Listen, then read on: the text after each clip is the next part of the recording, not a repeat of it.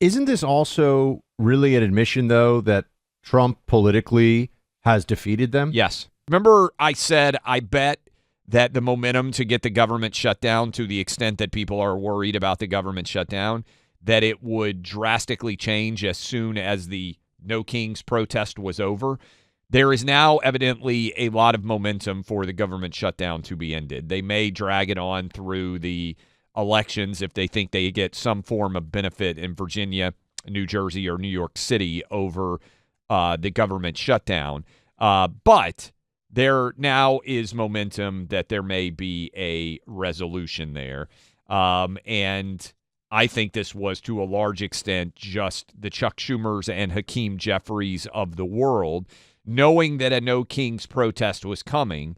If they bent the knee to King Trump before the protest, it would have stripped whatever modicum of energy might still have existed in these mostly old white people protests. It's just weak. It's sad. This is, to me, Clay, the expansion of what we saw at the anti-inauguration protest, which was a bunch of people that don't even really know why they're there. They're just upset, and they want to be around other upset people.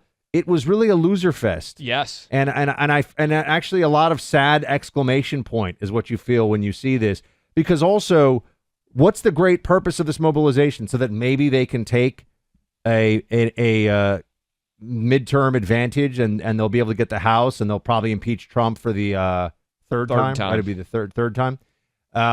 That's it. I mean, Trump's not going to be president all that much longer. They should maybe come up with, why does the rational part of the country think that the Democrat Party is insane, and how can they stop being so crazy instead of these very silly and self-indulgent protests? They're all very childish. Yeah, and frankly, I mean, you said what Joe Rogan said, and I'll play cut 9 here in a sec, but you know, what's interesting more than anything else is, I think, and I tweeted something because I can't imagine, and I understand that not all of you are college football diehards like I am, but I do think it is a sign of where we are in America. Whatever your part of the country that you're listening to us or watching us in right now is, mid-October is maybe the greatest time of the year. The weather tends to be really good almost everywhere. We're getting close to Halloween. It's the fall season kind of starting to kick off in earnest. To give up a beautiful Saturday to go walk around and protest a democratically elected president 11 months ago when he won the landslide election, I just, and I watched the videos because I was genuinely curious who's going to show up. There is just a segment, I would say, of people age 50 to 75 primarily who Trump has just broken. Well, this is boomers, a lot of boomers who are trying to relive their perceived glory of the 60s. Yeah. Yes, that's really what this is. And a lot of this stuff you see with this, the left has a protest culture. Yeah. I've been to many of these protests to cover them or to take photos and video of what they're doing.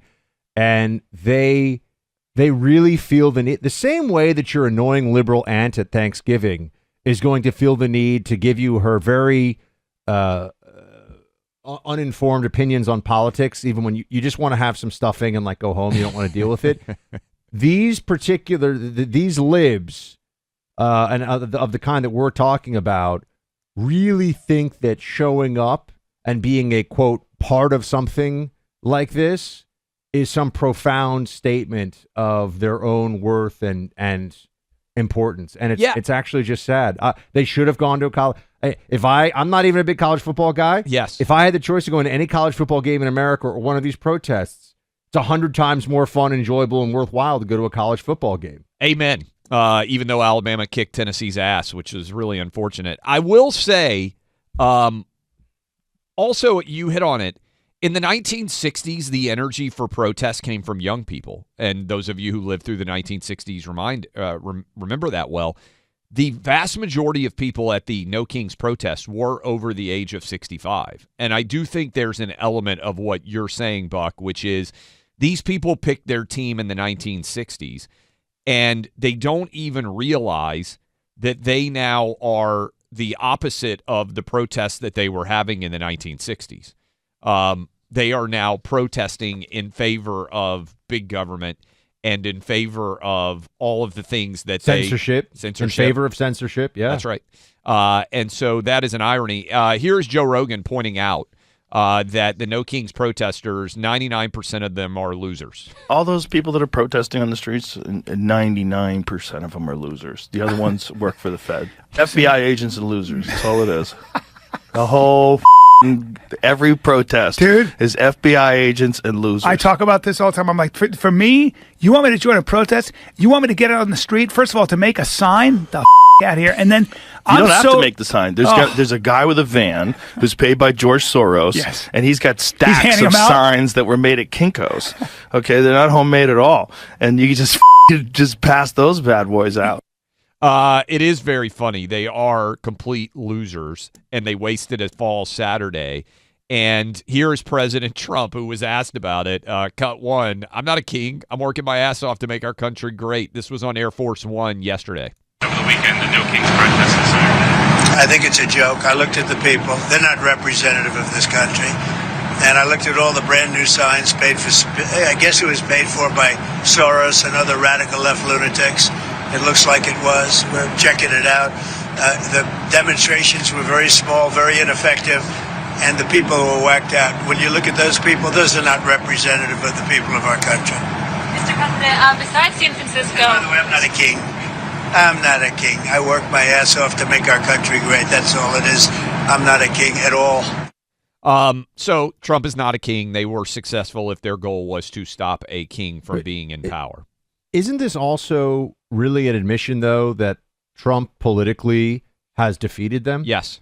Massive data breach occurred earlier this month. 1 billion, that's billion with a B, customer records were stolen from a Salesforce database of 39 companies. Disney, Qantas, McDonald's, Aeromexico were among the companies that faced ransom demands from a well-known online hacker group earlier this month.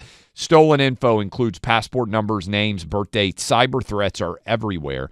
That's why having a LifeLock membership is crucial. LifeLock will monitor hundreds of millions of data points every second for identity threats, way more than anyone can do on their own. And LifeLock can alert you right away if anything pops up with your name attached. If you become a victim of online identity theft, you get your own restoration specialist who will fix identity theft guaranteed, or your money back. Your protection backed by LifeLock's $1 million protection package. Start protecting your identity today with a 30-day free trial. Call 1-800-LifeLock or go to LifeLock.com. Promo code CLAY for 30 days free. That's LifeLock.com. Promo code CLAY for 30 days free. Terms apply. The best antidote to wokeness? The Clay and Buck Show. Like, subscribe, and share.